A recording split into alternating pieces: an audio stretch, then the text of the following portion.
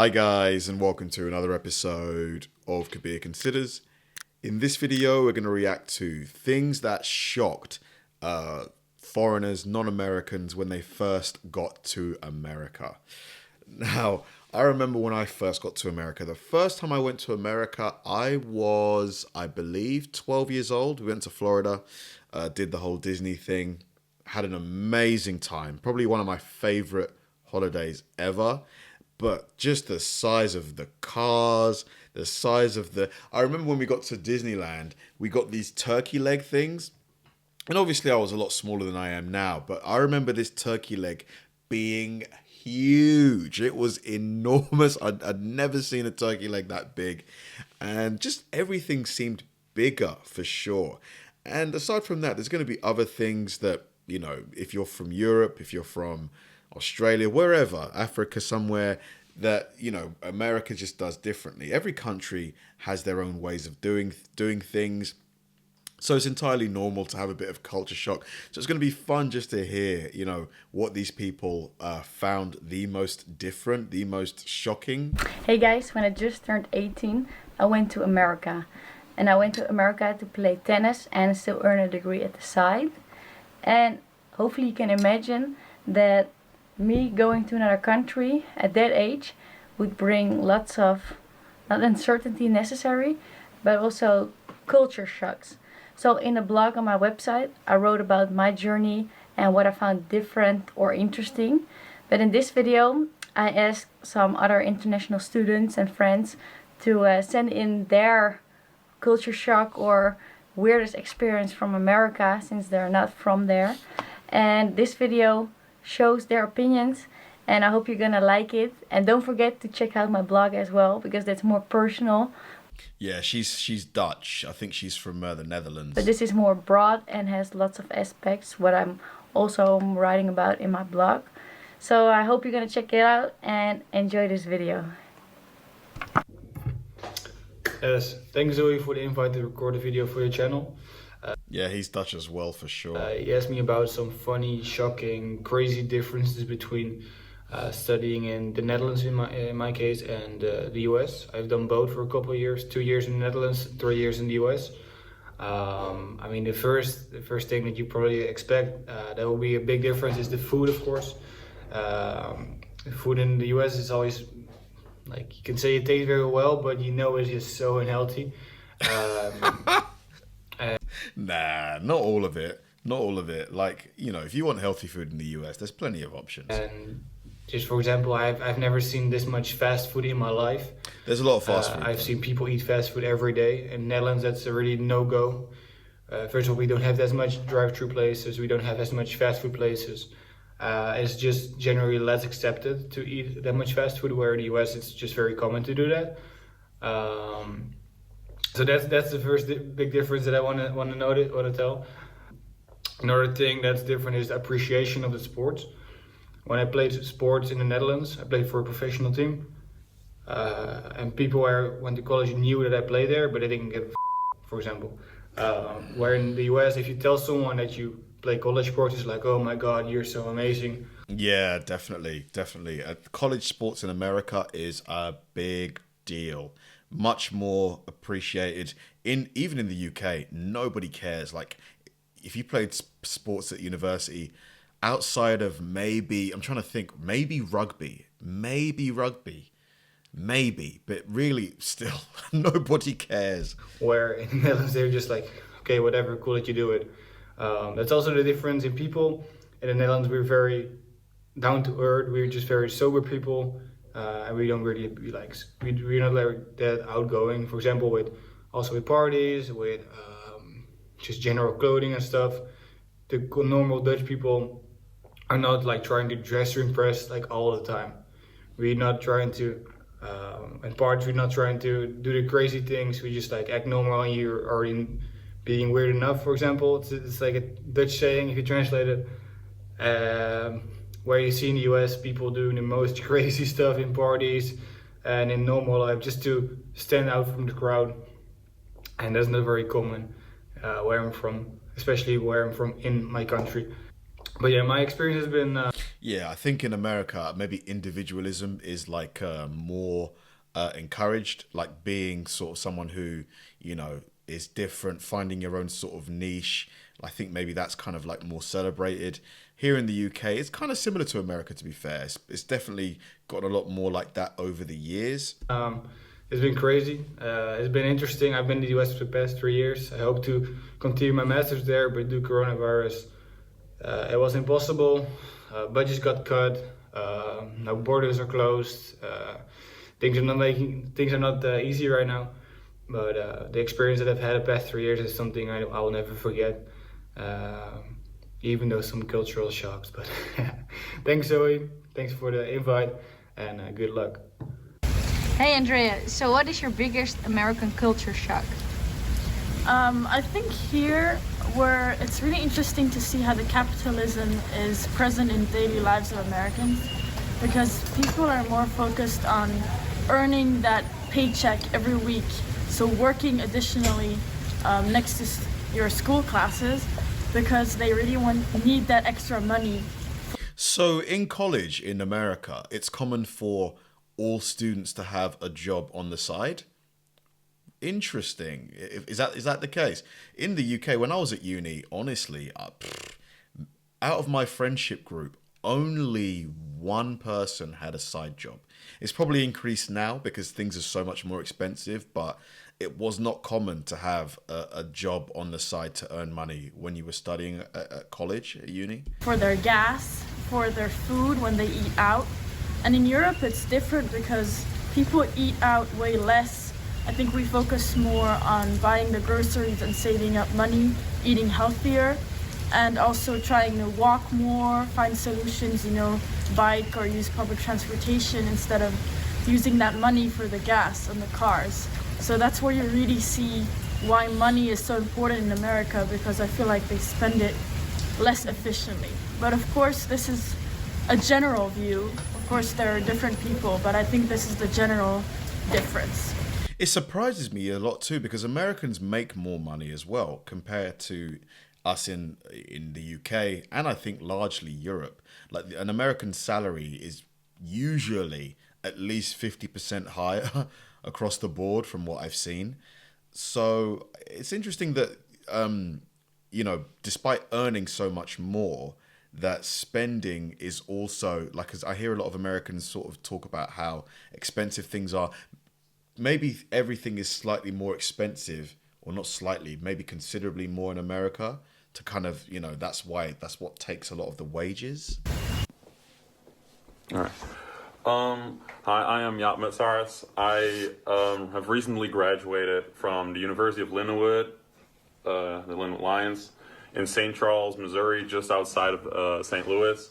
I had the pleasure of attending the school for 3 years, 2 years at their sister campus, my last year at their main campus after transferring from a small school in New Mexico. The Lindenwood University has given me the opportunity to get to know people all around the world, play on the biggest stage, but also play on the small stage. It's given me friends from Tokyo to Brazil to the United States to South Africa, and getting the opportunity to interact with students all over the world, include and enter their families on holidays, has provided me with more than I could ever ask for. One thing that shocked me the most in the USA is American small talk. Everybody keeps asking me, how are you? Or how are you doing? Even though we don't know each other. In some cases, even some random people passing me on the street or in Walmart did it. In my country, we don't talk to strangers like that. I know it's just a way of saying hi, but it seems so weird. And I like it though. I'm one of those guys that I like just chit chat. I like standing in line somewhere in a queue, and maybe the person in front of me just having a little chat. I find human connection like that a great thing, but I guess some people don't. And meaningless to me. In my country, when we Vietnamese people say, how are you? We actually care about the answer. So Anna, what's your biggest American/Texan culture shock? I think the biggest difference that I experienced when I came here was the public transportation. People here love to have their own space, and especially in Texas, and people use cars everywhere. The drive-throughs, everything should be quick. And back home, we are way more used to using public transportations because it's a cheaper option for us. I mean, the gasoline back home is 3 times more expensive than it is here. And honestly, I was so shocked. In California, petrol is so cheap compared to the UK. We're paying £1.50 a litre. And I remember I paid like $4 a gallon, you know? So what's that? There's like 4.5 litres in a gallon. So that's like 85 cents a litre. So it's less than half. Yeah. So less than half. And so About half. getting to the nearest city is cheaper to just use the bus than use your own car. Back home, we also have like monthly or yearly tickets you can buy. For example, I don't know how much it can cost, but it is way cheaper to use that than your own car.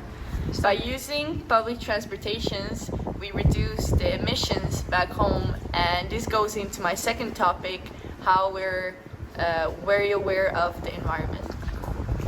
So if you ever travel to Europe, you can probably see that back home, like in the bathroom, the toilets have 2 bottoms, one big and one small one, and that's made to and that's because you can choose either to flush Flush or use like a bidet feature?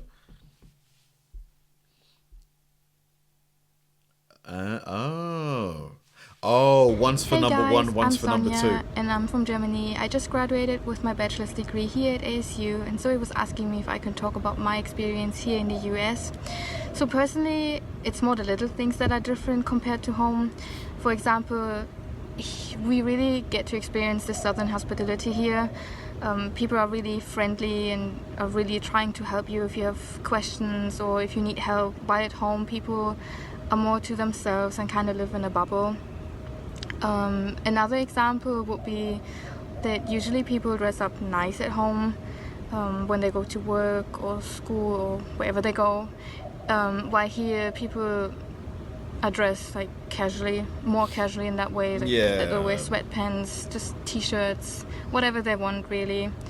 And kind of another thing that's slightly annoying sometimes is that in restaurants, waitresses usually don't get paid a lot, usually like around $2, and you really have to tip them, while at home you tip them because you want to, because you like their service, and not because you have to. Yeah, and I think that's kind of the things that are different.